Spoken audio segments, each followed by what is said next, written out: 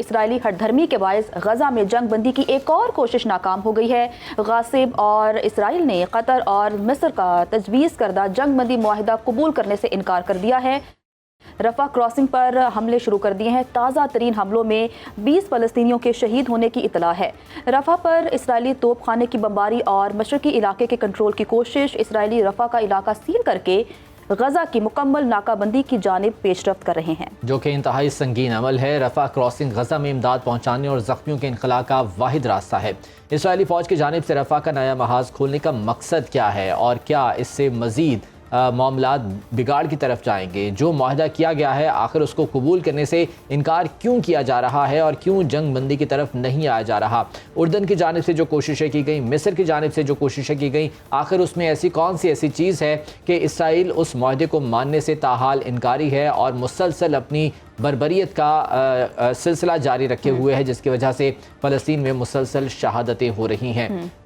Rafah border وہیں سے امداد جو ہے وہ وہاں پر پہنچائی جا رہی تھی رفح کراسنگ سے، لیکن وہاں پر بھی اب زمینی کارروائی کا آغاز کر دیا گیا، جو کہ یقیناً ایک تشویشناک امر ہے اور آنے والے دنوں میں یقیناً اس سے معاملات مزید بگاڑ کی طرف جائیں گے۔ اب دیکھنا یہ ہے کہ مصر اور اردن جو کہ یہ معاہدہ کروانے میں پیش تھے، ان کی جانب سے اب کیا لاہ عمل اختیار کیا جاتا ہے، اور خصوصاً امریکہ کی جانب سے، جس پر نہ صرف امریکہ کے اندر سے پریشر ہے بلکہ اقوام متحدہ کا پریشر بھی اس پر موجود ہے۔ امریکہ کا اس میں کیا کردار ہوتا ہے؟ جو بائیڈن انتظامیہ کی جانب سے کیا اس معاہدے کے حوالے سے اسرائیل پر کوئی دباؤ ڈالا جائے گا یا نہیں ڈالا جائے گا، یہ ایک بڑا سوال ہے۔ دوسری جانب جو دیگر ممالک ہیں، اسلامی ممالک جو کہ اس وقت فلسطین کے ساتھ ہیں، جس میں ترکی شامل ہے اور دیگر ممالک شامل ہیں، ان کی جانب سے بھی یہ کوشش کی جا رہی ہے کہ حماس اور اسرائیل کے درمیان جنگ بندی کے حوالے سے کسی بھی قسم کی کوئی پیش رفت کی کوشش کی جا سکے، تاکہ وہاں پر جو معصوم لوگ ہیں انہیں بچایا جا سکے اور ان کی زندگیوں کو محفوظ بنایا جا سکے۔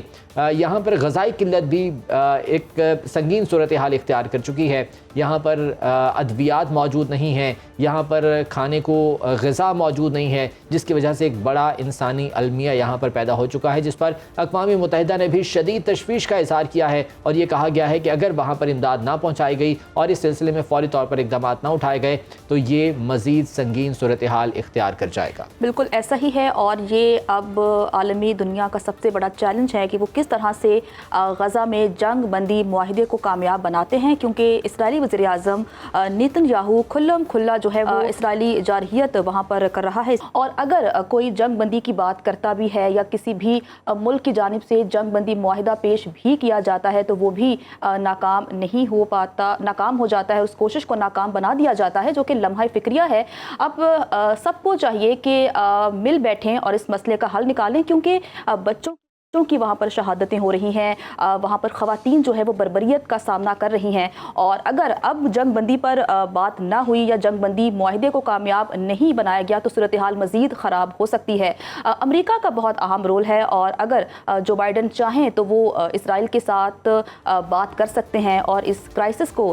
ختم کر سکتے ہیں، لیکن ابھی تک یہ کرائسس ختم ہو نہیں پا رہا۔ کس طرح سے ختم ہوگا، کیا کیا جائے، کچھ معلوم نہیں ہے۔ امپورٹنٹ سوال یہاں پر یہ ہے کہ اسرائیلی فوج کی جانب سے رفح کا ایک نیا محاذ کھول دیا گیا ہے۔ اب اس محاذ کو کھولنے کا مقصد کیا ہے؟ زمینی کارروائی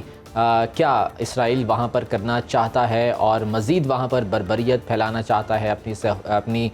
صہیونیت کے نتیجے میں، اور وہاں پر بمباری کے نتیجے میں جو آلریڈی تباہی ہو چکی ہے وہ مزید شدت اختیار کر جائے گی؟ اب اس تمام تر معاملے میں جو عالمی اقوام عالم ہیں ان کا بھی ایک بہت بڑا کردار ہے کہ وہ کس طرح سے اسرائیل کو پریشرائز کرتے ہیں۔ نیتن یاہو کے خلاف عالمی عدالت انصاف میں بھی معاملہ گیا تھا، جس کی وجہ سے انہیں تنقید کا نشانہ بنایا جا رہا تھا، لیکن اس کا بھی کوئی اثر نہیں دیکھا گیا۔ تاحال اسرائیل کے